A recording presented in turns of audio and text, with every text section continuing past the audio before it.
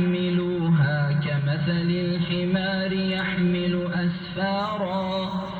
بئس مثل القوم الذين كذبوا بآيات الله والله لا يهدي القوم الظالمين قل يا أيها الذين هادوا إن زعمتم أنكم أولياء لله من دون الناس فتمنوا الموت إن كنتم صادقين. صدق الله العلي العظيم. بسم الله الرحمن الرحيم. السلام عليكم ورحمة الله وبركاته. وولالكين حسن عبد الله أبو سلمان oo idin leh habeen wanaagsan oo wacan waa barnaamijyadeeni aad kala xiriiri jirteen beejka boqortooyada Soomaaliyeed waa beejkiini waa beejkayagii waa beejkii aad uga barateen alaaba in uu idin soo gudbiyo arrimaha siyaasadda Soomaaliya arrimaha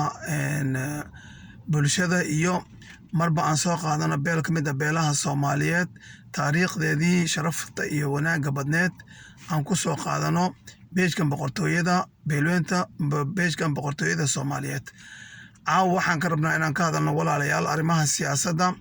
gaar ahaan arrimaha doorashooyinka ee waddanka Soomaaliya marka ugu horeysa horta halkan waxaan ka salaameynaa dhammaan guddiga doorashooyinka heer federaal iyo heer maamul goboleed iyo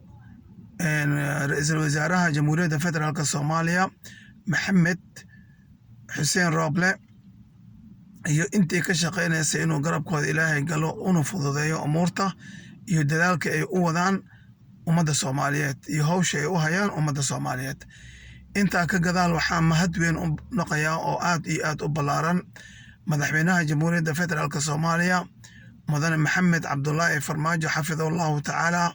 oo isaga suurageliyey markii xoogaa qalalaasa uu ka dhacay waddanka tanaasulaad fara badan sameeyey abu tanaasulaad aabihii tanaasulaadka markii ugu dambeysay tanaasulka sameeyey ee ka noqday baarlamaankana ka codsaday inay ka noqdaan muddo kordhintii sidaa daraaddeedna ilaahay mahadiha ka gaadho marka xigtana madaxweyne Maxamed Cabdullaahi Farmaajo xafidahullahu tacaala maataa ka gaarto maxaa yeelay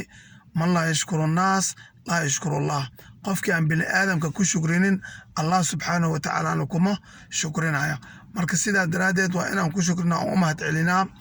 madaxweyne Maxamed Cabdullaahi Farmaajo iyo ra'iisul wasaare Maxamed Xuseen Rooble iyo dhammaan intii wanaagga jecleed ee markaas ka qayb qaadatay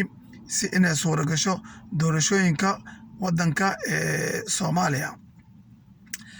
waxaan rabaa halkan inaan ka salaamo kulli dhammaan musharaxiinta iyo maamul goboleedyada madaxdooda iyo dhammaan siyaasiyiinta Soomaaliyeed waxaan rabaa inaan soo marsiiyo hawada dhambaal dardaaran ah waxaan u sheegayaa walaalaha dhammaan siyaasiyiinta ah ama danta iyo xaajada kale in ay qabtaan maamul Soomaaliyeed ha noqdo kan ugu sareeya ee ah jagada madaxweynenimada jamhuuriyadda federaalka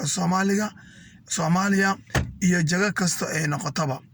marka sidaa daraaddeed waxaan rabaa inaan xusuusiyo dhammaan musharaxiinta iyo inta u ololeynaysa inay helaan jagooyinka kale sida xildhibaanada ama aqalka sareba marka waxaan dhihi lahaa oo mar labaad iyo mar saddexaad rabaa inaan dhaho una sheego allah subxaanahu wa tacaala ayaa ciziga iyo karamka iyo sharafka awal shay bixiya aayadda qur'aankana waxay ahayd ilaahay qofkuu doono ayuu mulkiyadda siiyaa qofkuu doonana wuu dulayaa marka ilaahay haddii uu adiga kula maago in uu mulkiga ku siiyo ama uu kuu dhiibo jagada ugu sareysa ee waddanka Soomaaliya taas waa fadliga ilaahay waana amarka iyo doonista rabbi subxaanahu wa tacaala ka gadaal alla subxaanahu wa tacaala asaga ayaa quluubta bini aadamka maamulo maxaa yeelay allah waa muqallib alquluub subxaanahu wa tacaala isaga qalbiyada bini aadamka gedgediya marka sidaa daraaddeed ilaahay asaga ayaa qalbiyada maadaama uu gedgediyo qof alla qofkii uu doono ayuu jeclaysiyaa ummaddiisa si ay qofkaasi u raacaan una jeclaadaan cafan adiga waa raaci kartaa qof alla qofkaa doontid waa noqon kartaa mucaarad waa noqon kartaa muxaafid ceebna ma aha caayna ma aha dembina ma aha laakiin ma aha qofka walaalkaaga ah aragtidiisa iyo rabitaankiisa iyo taageeradiisa in aad ku caarido ama aad ku xumeyso ama aad ugu aragto in uu khaldan yahay haddii uu fikirka adiga aad aaminsan tahay uusan aaminsanayn walaalayaal waddankan Soomaaliya la yiraahdaa hal doon ayaan wada saarannahay dhammaan inta ku abtirsata magaca Soomaaliyeed maxaa yeelay waxaanu nahay jinsi waaxid waxaanu nahay ahil waaxid waxaanu nahay nasab waaxid waxaanu nahay qoom waaxid waxaanu nahay mujtamac waaxid isku luuqad isku diin isku af isku dhaqan isku deegaan isku walaalo ah sidaa daraaddeed waxaanu wada saarannahay cid walba meeshay doontaa ka soo jeedo hal doon ayaan wada saarannahay oo la yiraahdo Soomaaliya doontaas oo midabkeedu yahay guud ahaan buluug dhexdana ku leh xidig cad oo 5 gees leh marka mar walba anaga waxaanu rabnaa haddii aan shacabka nahay doontaas inuu naaquudo ka noqdo ama darawal ka noqdo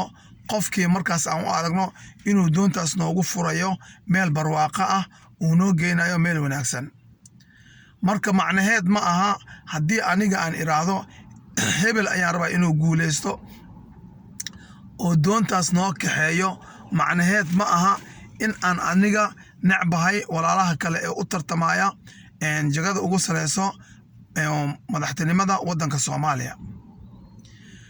marka in badan oo dadka kamid ah waxay jeclaan karaan hebel in badan oo dadka kamid ah waxay jeclaan karaan hebel laakiin ma aha macnaheed in aad macnaha adiga aad markii oo hebel jeclaado hebel adiga aad tiraahid hadduu hebel jecel yahay ma aha nin fiican hadduu hebel jecel yahay wuxuu ugu yahay lid hadduu hebel jecel yahay ma heshiin karno ma wada hadli karno ma wada socon karno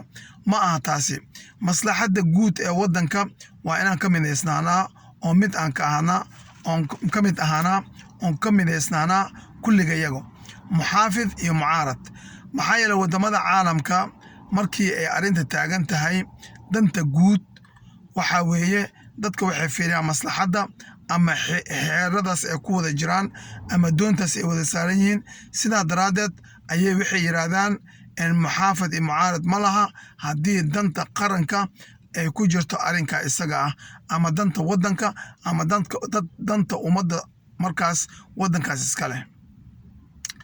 marka anaga waxaa moodaa waddankeena muxaafadka iyo mucaaradka inay isku eryanayaan ama ay isku caaridayaan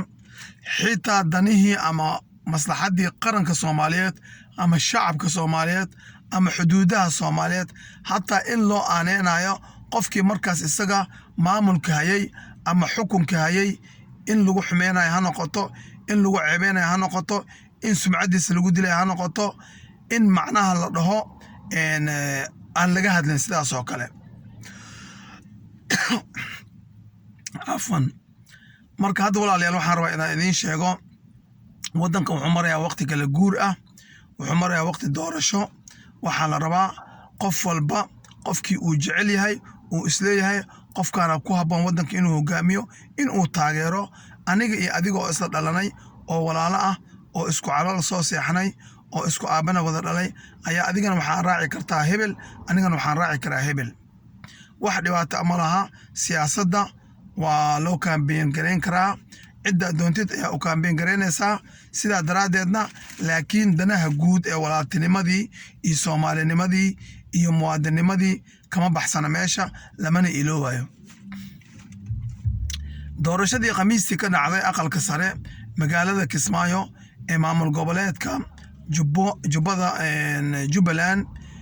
caasimadiisa ku meel gaarka magaalada Kismaayo ka dhacday waa ogaan sidee wax u dhaceen iyo sida qaabka ahaa iyo sida wax lagu sameeyay marka waxaa aad iyo aad u cajiib badan oo aad la yaabaysaa markaad aragto qof isaga kulle aan ku qaniino adigana ha qaniinin ama qof kulle aniga waxaan doonan sameynayaa adigana waxaad doontid ma sameyn kartid qof kulle aniga sidaan raba aan samaysto oo aan u dhigto yacni arrinka siduu yahay oo aniga aan doono adigana uma dhiga kartid marka waxaan marar badan maqalnay oo aan idaacadaha ka aragnay oo aan daawanay ninka walaalkeena ah ee hogaamiya jubbooyinka la yiraahdo Axmed Maxamed Islaam isagoo ku qudbeenaya oo leh doorasho daahfuran, doorasho cadaalad ah, doorasho saas oo kale ayaa loo baahan yahay. maca daalika subxaanallah isaga ayaa mar walba yacni shanta maamul goboleed ee ka jira waddanka Soomaaliya ninka siduu doona ka yeeshto oo aan qofna ka gabanaynin, qofna aan ka xishoonaynin, aan mara ka dadanaynin, wajina aan ka dadbanaynin oo siduu doona samaysto waa isaga. waa ninkii yiri 3 qof halii keeno qofkan doonaan kala dhexbaa xildhibaanka. wuxuu ahaa Axmed Maxamed Islaam Axmed Madoobe. wuxuu ahaa ninkii dowladda federaalka Soomaaliya in ay ka qayb gasho ama goobjoog ka noqoto heerkee doona ha jooga ama wasiirka arrimaha gudaha ha noqdo ama noocyada kale ee matala dowladda federaalka noqdon in ay cag soo dhigaan magaalada Kismaayo doorashadii isaga isku caleema saaray. wuu u diiday. waa ninkii sameeyey Axmed Maxamed Islaam Axmed Madoobe in uu isku dheereriyo uu isla ekeysiyo dowladda federaalka Soomaaliya iyo isagoo maamul goboleed ah oo 3 gobol lagu tiriyo Jubbaland, 2 gobol ka mid ah aan faraha ugu jirin, gobolka kalena uu ka joogo magaalada Kismaayo ayuu damcay mar walba inuu isku dheereriyo jamhuuriyadda federaalka Soomaaliya madaxda hogaaminaysa,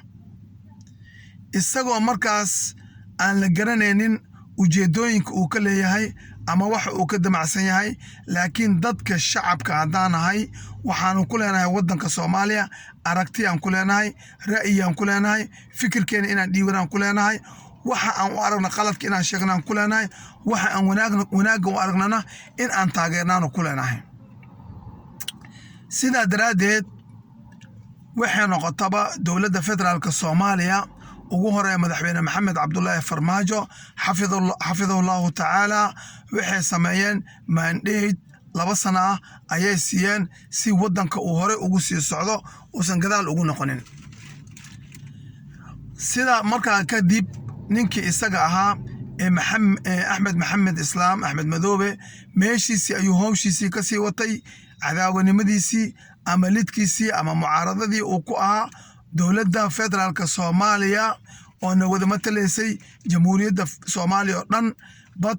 cir iyo beri matalaysay ayuu meeshiisii ka watay. mucaaradnimadii adkeed ee isaga iyo saaxiibkiisa maamulaha Puntland Siciid Cabdulaahi Dani ay wadeen ayay meesha ka sii wadeen. dhib ma laha mucaarad waa noqon kartaa, laakiin wax lagu lafa jebinayo ama lagu kala goonayo ama lagu dhabar jebinayo qarannimada Soomaaliya kuma jirto in macnaha aad mucaarad ku noqotid ama aad dowlad kaga soo horjeestid. intaa ka gadaal doorashadii khamiistii uu ka sameeyey magaalada Kismaayo waa tii si cad oo bareer ah uga bixiyey liiska xibnaha aqalka sare lagu soo dooranayo magaalada Kismaayo dadkii ka socday muxaafadka ama ka socday dhinaca villa Soomaaliya ama dhinaca dowladda federaalka ee Soomaaliya ama ka aragtida duwanaa ayuu si cad oo bareera uga bixiyey oo weliba reer dhan lagu dulmiyey meeshaas oo xaqoodii inta laga qaaday gabadhii meeshii u matalaysay la siiyey reer kale oo in badan oo badan ku leh aqalka sare iyo aqalka hoose. taasina waxay ka mid tahay ظلمka la sameynayo. ظلمكana ilaahay subxaanahu watacaala iyo rasuulkiisa way nooga digeen wax fiican maha. الظلم ظلمات يوم القيامة. الظلم ظلمات يوم القيامة. sidaa daraaddeed weliba waa dadkii isku reerka ah oo lagu tirinaya Soomaaliya waxay wax ku qaybsatay 4.5 dadkii isku waaxidka ah ama isku midka ahaa ee dhinaca isla raaciyay ayaa sidaas haddana gudahoodii iskugu sii dulmaya.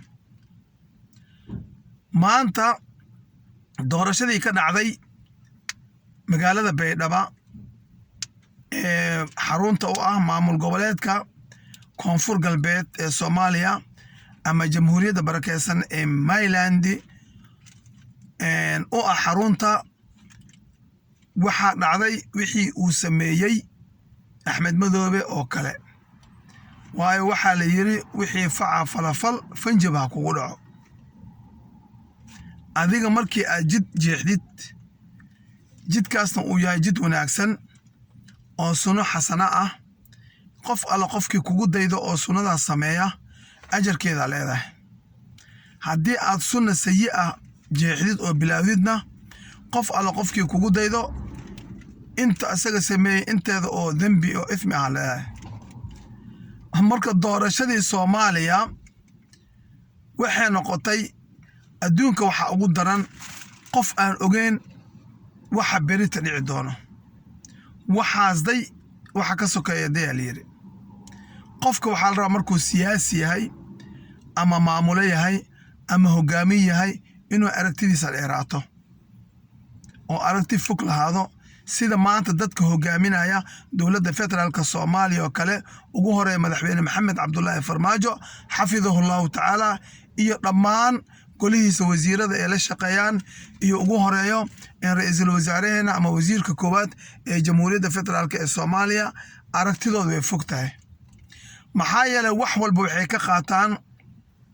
maslaxadda wax walba waxay ka qaataan wanaaga wax walba waxay ka qaataan Soomaalinimada عفوا wax walba waxay ka qaataan wadaninimada wax walba waxay ka qaataan u qadmeenta wadanka iyo shacabka sida daraadeed waa idinku dheereeyay kliibka sida daraadeed waxa loo baahan yahay qofka siyaasiga ah inay aragtidiisa fogaato maxaa yeelay haddii adigoo magaalo haysta oo doorashooyinkii labada meel lagu qabanayo meel aan faraha kugu jirin aad isku daydid inaad dhagax tuurtid hadda 5 dhagaxa kugu soo dhacay Soomaa Kismaayo ayaad adiga maamushaa oo aad ka sameysay wixii aad sameysay waxaa la sameeyay koonfur galbeed wixii aad sameysay wax la eg waxaana tiro lagu dheeriyay hal xubin weli lisma gaarin hadhow waxaa dhacaysa markaa haddana talaabo kale qaadid ama uu saaxiibka qaado Saciid Cabdullaahi Deni in talaabo kale oo taas ka sii dheer oo ka tiro badan la sii qaado markaasna waxaa dhihi doontaa waxaa dadkii bedelay oo gatay oo ku shubtay dowladda federaalka ee Soomaaliya ama villa Soomaaliya ama Maxamed Cabdullaahi Farmaajo iyo tiimkiisa miyaad dhihi doontaa ama aad ku caataabi doontaa anaga ka shacab ahaan waanoo wada simantihiin sida ay shanlada u simantahay ilkeedoo kale ayaa siyaasiyiinta dhan noogu wada simantihiin kama jeclin qofka kale kama jeclin madaxweynaha iminka talada haya Maxamed Cabdullaahi Farmaajo xafidahullahu ta'ala waxaan jecelnahay inuu wadanka u qadmeeyo ana ku garab istaagayna ilaahayna cadow inuusan tusin ee ugu duceynayna sidaas oo kale madaxweynayaashii wadanka soo hogaamiyay sida madaxweynaha Xasan Sheekh Maxamuud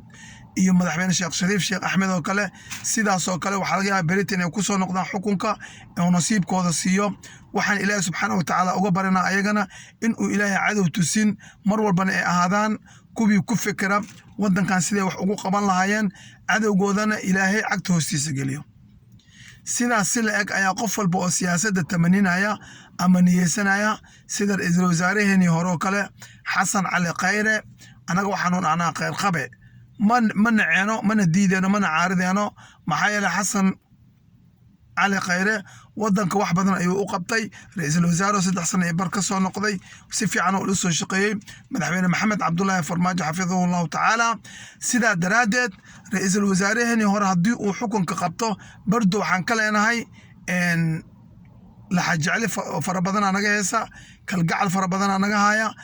وحنكلا أنا هاي damac fara badan oo ah in uu wadanka hore u sii marsiin karo marka waxaan leenahay cadowgiisa cagta hoose Allah geliyo horumarkiisina Allah la garab galo sidaas si la eg dhammaan musharaxiinta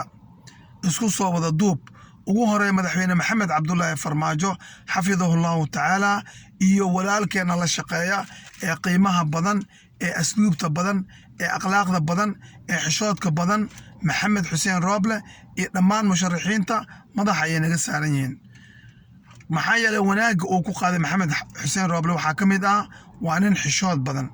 xishoodkana rasuulka calayhi salaatu wasalaam wuxuu ku tilmaamay waa ogtihiin qofka aan xishoonayn iyo qofka xishoonaya fadliga uu kala siiyey ama sida uu kala qiimeeyay maxaa yeelay qofka aan xishoonayn wuxuu yiri fa in lam tastahi fasni' ma shi'ta mar haddii aad xishoodka ka tagtid rasuulku wuxuu kugu amray oo ku siiyey oo ku fasaxay waxaad doontid samee macnaheed waxaa weeye waxa aad sugayso oo keliya waa carada iyo cadaabka ilaahay oo keliya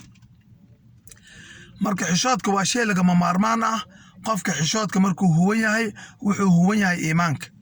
marka walaalaheena qaaliga ahow waxaan idin dhihi lahaa dhammaan musharaxiinta damaca kaga jiro jagada ugu sareysa ee waddanka